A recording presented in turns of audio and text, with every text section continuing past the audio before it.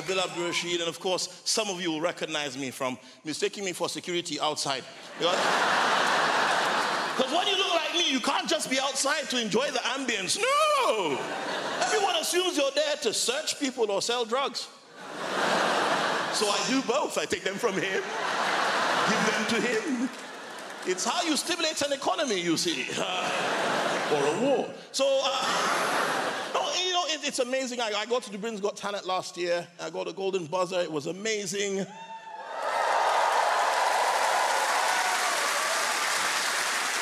But I'll tell you what was better. I got to annoy racists across the country.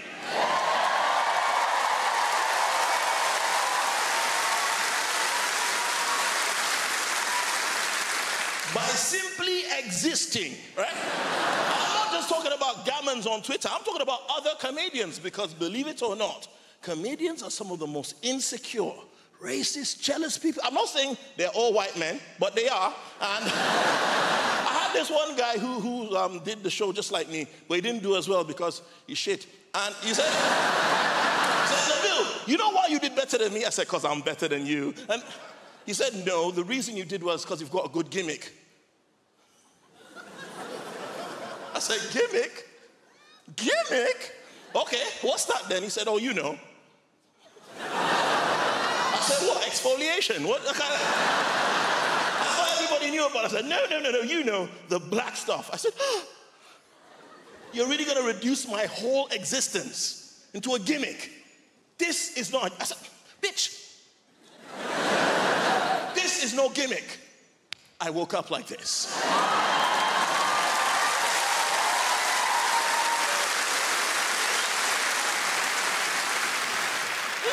And then we got into a back and forth in the green rooms, like, well, why do black comedians all talk about being black? I said, I don't know, I think it's a black thing.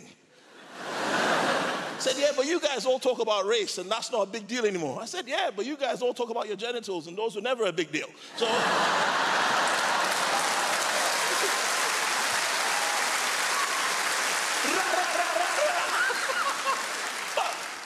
You know, I was deeply hurt by what he said. So I decided I was going to turn a new leaf. You know, this is all I know. This is my experience. This is what I talk about. I said, you know what? I'm going to try something different. And I decided to announce it officially on Twitter.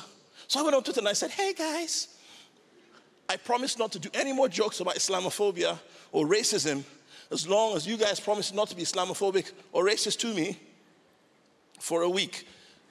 I didn't want to be too demanding. 1 week is okay. The first response, well, sod off back to Africa then, you terrorist. I said, the people have voted. I must deliver. I knew what the people would vote for before they voted, but I let them vote to feel strong because that's how democracy works. And I realized something as well, because they all started pouring all this abuse on me on Twitter. I realized, have you ever noticed how racists can never be racist properly in their own language? Like, they can never spell, read, or write their own. I spent the whole night going, no, Darren, there's only one K in fuck off. You know, it was really... This one guy was like, oh, if you don't want to be in our country spelled A-R-E, country. If you don't want to be in our country, then why don't you leave? Now, he wanted to call me a dickhead, but he omitted the K and the A. So the last word in the sentence read, D-I-C-H-E-D. Man called me a dish. I'm sorry, but there's no comeback for dish because that's not English. This guy transcended linguistic barriers, right? I said, mate, that's French. You leave.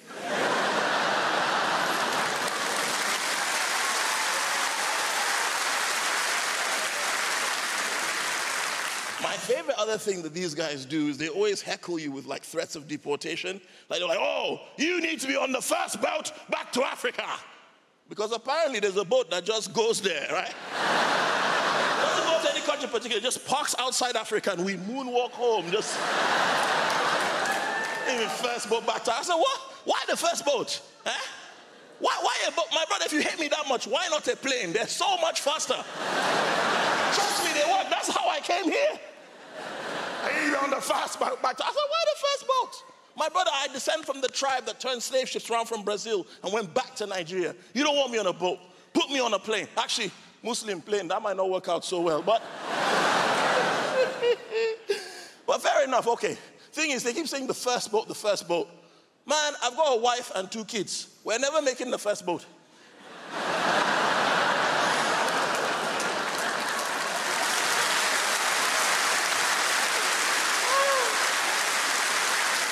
Do you know how long it takes those 3 women to get ready?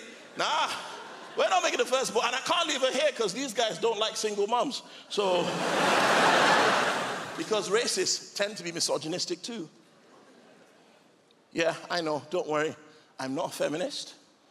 I just think they make a lot of very good points. I think it's very pretentious how a lot of men decide that because they don't hate women that much, they're now a feminist. I'm not one of those guys. I'm honest. I think the best way to describe my condition is that I'm a recovering misogynist. What that means is that I acknowledge that the patriarchy is a thing, and that as a man, I benefit. I have male privilege from a society that systemically discriminates against women. I believe that toxic masculinity, rape culture, these things exist, and they have subconsciously affected all men, at least all straight ones. And I also admit that I, despite all that I know, have deeply problematic thoughts and views about women. But I don't tweet them. And that makes me a good person. No, the reason, and the thing is, to be fair, I'm way too happy to be a feminist. And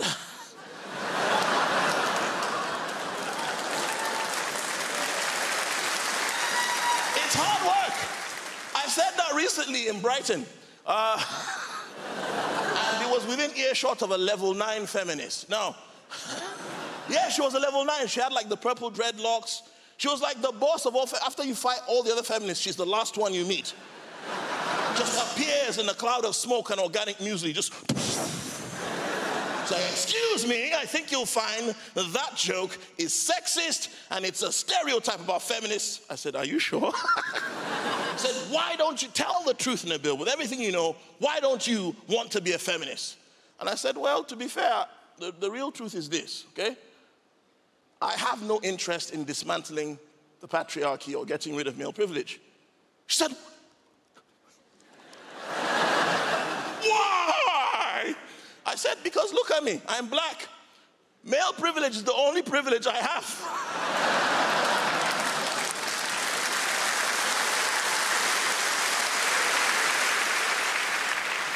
She's like, Nabil, you should join the feminist cause because 300 years ago, we would have fought to free your people. I said, no, you wouldn't. 300 years ago, you'd have fought to own us too.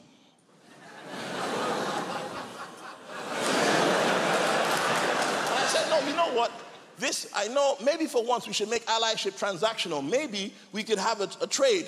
I could trade you some of my male privilege, and you could trade me some of your white privilege. And through this existential osmosis where I become a bit whiter and a bit more feminine, the world becomes better. And it was at this point that I realized what a genius Michael Jackson actually was.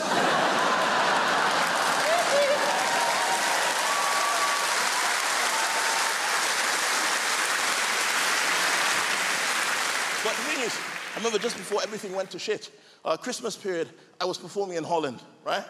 I'm a Muslim, I don't celebrate Christmas.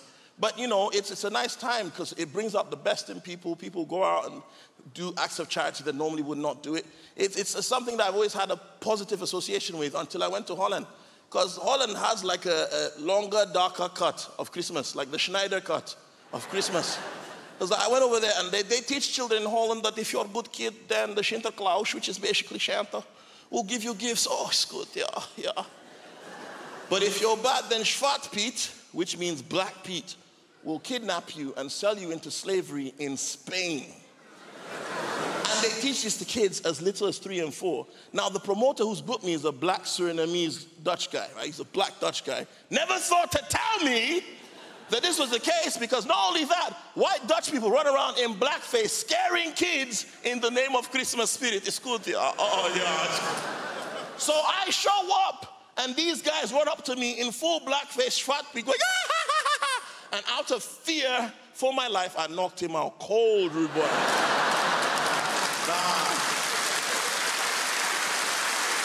Oh! Not the black of that white boy. And my friend's like, Nabil, man, we need to go. I'm like, nah, so Croy did, never ran, never will. Ops get dropped, bang, bang. I looked up and I saw 15 more. Listen, I'm a heavy-set Nigerian, but on this day, I was Kenyan. I ran. We ran like 9 blocks. I'm like, bro, what the hell was that? As we're running, I mentioned my friend's black, right? He's 6'2", big afro, red lips, 11 months of the year, good-looking Dutchman. 1 month of the year, Schwartpiet. We're running, kids see him and run in the opposite direction. I'm like, bro, why are these kids running away from you? And he explained what it was, and I was like, oh, thank God, because I just watched this documentary on R. Kelly, and whew. In the end, he was like, no, it's not funny, bro. It's racist. It's not funny. It's racist. We keep telling them they don't listen. And I thought to myself, yes, it is racist, but I've got 2 kids. And I don't mind kids being scared of men, because men are the ones that harm kids. Men are trash, right? I agree. But what I don't like about this is that they're only scared of black men. So I thought, rather than cry racism, let's get black men to dress up like white men and scare the hell out of these kids too. That way, they'll be scared of all men and not just one race. And it was at this moment I realized what a genius Michael Jackson actually was. Yo, that's my time. I'm Nabil Abdulrashid. Salaam alaikum, Croydon, stand up.